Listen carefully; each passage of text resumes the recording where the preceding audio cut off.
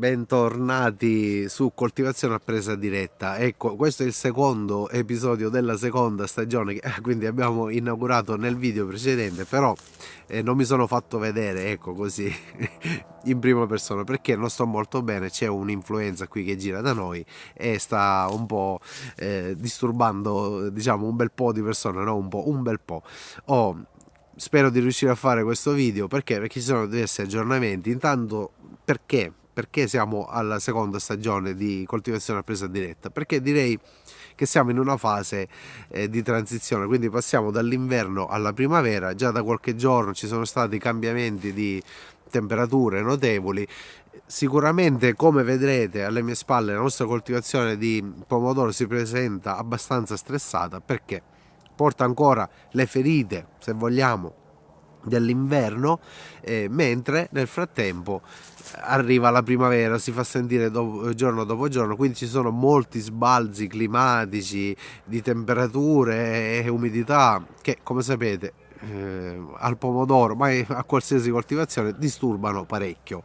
Vabbè, magari di questo parleremo più avanti. Ora vi volevo far vedere una delle novità che ho già accennato con alcuni diciamo shorts. Questi qua, abbiamo le cassette nuove. Ovviamente le cassette fanno parte del nostro lavoro, quindi chiunque vuole avere un'attività agricola deve avere a che fare con la commercializzazione dei prodotti. Quindi questo tipo di cassetta, perché è particolare, come ho accennato già, è green perché intanto è in carta, quindi senza plastica, no plastic, eh, ed è progettata, ovviamente ha delle caratteristiche tecniche che sono riportate qui giù. Giustamente devono essere riportate per legge, deve avere determinate caratteristiche e devono essere riportate. Ora non entriamo nel tecnico. Qual è la cosa pratica? Vedrete dalla forma, oltre al fatto di essere rinforzata, quindi quando si va a fare un pallet con queste cassette non c'è bisogno di aggiungere molto altro, come ad esempio andarle a filmare con il film plastico per mantenere la pedana. Oh, e poi non c'è bisogno del famoso PVC, ok, per proteggere il contenuto della cassetta. Perché ha la parte laterale, il bordo laterale, come lo vogliamo chiamare, alto, va bene? Spero si vedrà bene. Quindi è alto, i pomodori o quel che sia non fuoriescono, quando si vanno a pallettizzare restano all'interno della cassetta, quindi si risparmia anche altra plastica, va bene? E anche denaro, per dirla tutta. Certo, ovviamente questo tipo di cassetta magari non è così economica, non è un modello di quelli economici, però si va a risparmiare sotto altri punti di vista e soprattutto sotto il punto di vista ambientale, scusate, viene malissimo a parlare.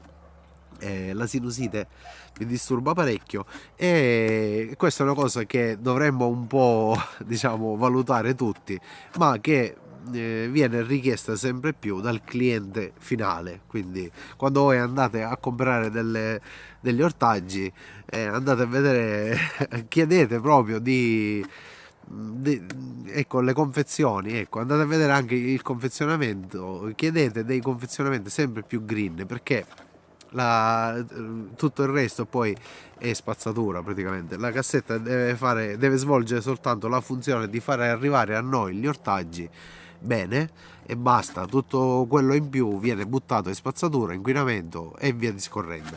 Bene, poi l'altra grande novità, sempre se seguite il canale sotto tutti i punti di vista, anche le stories, i post, ho anche cambiato il look del mio fidato pick up, no? Quindi il mezzo che utilizzo per trasportare le merci. Come sapete non ho un camioncino o cose del genere, ho un pick up col rimorchio e ve ne parlerò se volete, anzi fatemi sapere se è una cosa che vi può interessare, soprattutto sotto il punto di vista del trasporto con il rimorchio, cosa ci vuole, cosa non ci vuole, quanto si può trasportare, conviene economicamente, se vi interessa. Poi tornando alle nostre coltivazioni, come dicevo, questo è un momento delicato. Perché? Perché si stressano tantissimo le coltivazioni In questo caso noi siamo questo tipo di coltivazione che viene dall'estate, superato l'autunno, l'inverno quasi, vabbè ormai si può dire che è superato, e entra in primavera. Ogni cambiamento così di stagione, se vogliamo, anche se non sono poi così netti ormai questi cambiamenti di stagione, le temperature nella norma ormai sono utopia, quasi, quasi sempre, provocano forti stress. In base al tipo di coltivazione, appunto, come si diceva prima, possono essere più o meno gravi. Sono cose che possono accadere anche in coltivazione, diciamo, in un altro periodo. Quelle ad esempio che fatte in fine inverno, quindi impiantate, trapiantate come volete voi, in fine inverno, che arrivano in primavera, superano la primavera e poi arrivano in estate, che c'è un clima solitamente molto caldo, in base alla zona potrebbe essere caldo umido, caldo secco, per poi magari continuare. C'è chi trapianta il pomodoro, che so, in marzo e arriva fino in autunno, quindi ottobre, novembre, e sono tutti stress fortissimi ogni cambio di stagione per le nostre piante di pomodoro, e non solo ovviamente di pomodoro. E in cosa si traducono? Beh, vi voglio dare un consiglio così a presa diretta, appunto. Uno degli stress più forti per la coltivazione di pomodoro, nello specifico sia in serra che a pieno campo, è diciamo, andare a regolare l'irrigazione. Come sapete, l'irrigazione nel pomodoro è una cosa molto delicata. Diciamo che quando ci sono queste fasi intermedie fra stagione e stagione, dovremmo andare a cercare il giusto livello di irrigazione. Ok, si intende sempre solitamente con impianto a goccia, quindi si parla di tempo di irrigazione, ma effettivamente è sempre la quantità di acqua che si va a dare. Ovviamente nel pieno campo abbiamo anche la variabile delle piogge, che sono sempre, appunto, è sempre acqua che va a finire nel terreno e poi assorbita dalle radici. Però vi assicuro che per esperienza proprio questo è uno dei fattori che stressa e a volte può portare a conseguenze gravi come malattie radicali, o perdita di fioriture, mancata allegagione, abbassamento della qualità dei frutti. Nella coltivazione di pomodoro è una cosa molto delicata. Quindi questo per dire cosa, che ovviamente io ho dato già tanti consigli sull'irrigazione, con i video, e anche ci sono dei post sul blog. Andate sempre voi a guardare in descrizione, troverete molte altre informazioni. Cosa vuol dire? Che dobbiamo cercare di capire, in base alla nostra condizione, il nostro terreno, le nostre varietà, ecco, perché questo ad esempio è un tipo Piccadilly, magari è un po' più esigente come irrigazione rispetto al datterino, al ciliegino, no? Va bene? Quindi dobbiamo andare a trovare un equilibrio in base a tutte le variabili che abbiamo, oltre al terreno e alle varietà climatiche. Quindi le variabili sono le temperature, anche la giornata, quindi cioè le ore di luce. Più aumentano le ore di luce, più la pianta lavora, e quindi magari ha un fabbisogno maggiore sia di acqua che di elementi nutritivi. Va bene, però non dobbiamo mai esagerare, perché dando troppa acqua non si fa mai del bene al pomodoro, ok? Quindi la soluzione non è irrigare, vabbè, fa più caldo, do il doppio dell'irrigazione che davo prima, no. Quindi trovare un giusto equilibrio non è semplice.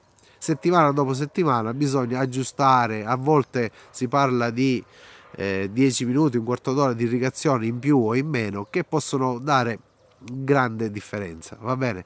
Beh, il concetto fondamentale è che se ne diamo troppa, laviamo il terreno, detto così in parole povere. Se ne diamo troppo poca, mandiamo troppo in sofferenza la pianta. Dipende se è una fase in cui la pianta può resistere a una leggera sofferenza idrica.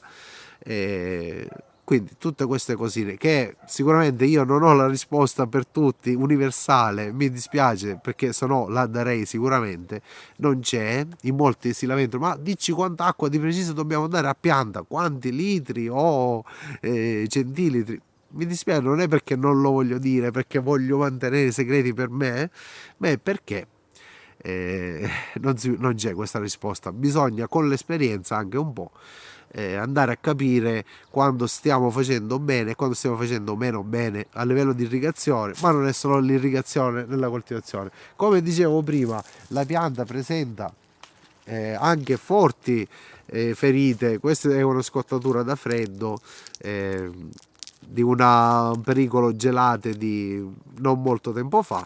Poi ci sono altri problemi come la tuta assoluta. Ora c'è la generazione svernante, quindi che si sveglia dopo l'inverno ed è molto aggressiva e molto rapida, soprattutto nello sviluppo, che sta dando dei segni nella nostra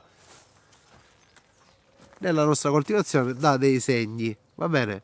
Noi stiamo cercando di mantenere sempre il controllo sulla tuta perché, come ho sempre detto, non si può avere un risultato totale, quindi assoluto. Si può controllare, però controllare i danni in modo da essere un fenomeno, diciamo, da niente, è una cosa. Invece andare a fare trattamenti inutili che non portano a niente e ugualmente avere danni nella coltivazione sono due cose diverse, insomma. Quindi noi stiamo riuscendo a controllarla ad oggi. Magari a qualcuno sembrerà strano, dice ma siamo in marzo e si parla di tuta assoluta, qui non esiste. Però considerate che da noi il clima è mite anche d'inverno la tuta assoluta continua. Ho diverse testimonianze di colleghi qui vicino che mi dicono che anche in inverno hanno avuto problemi con la tuta.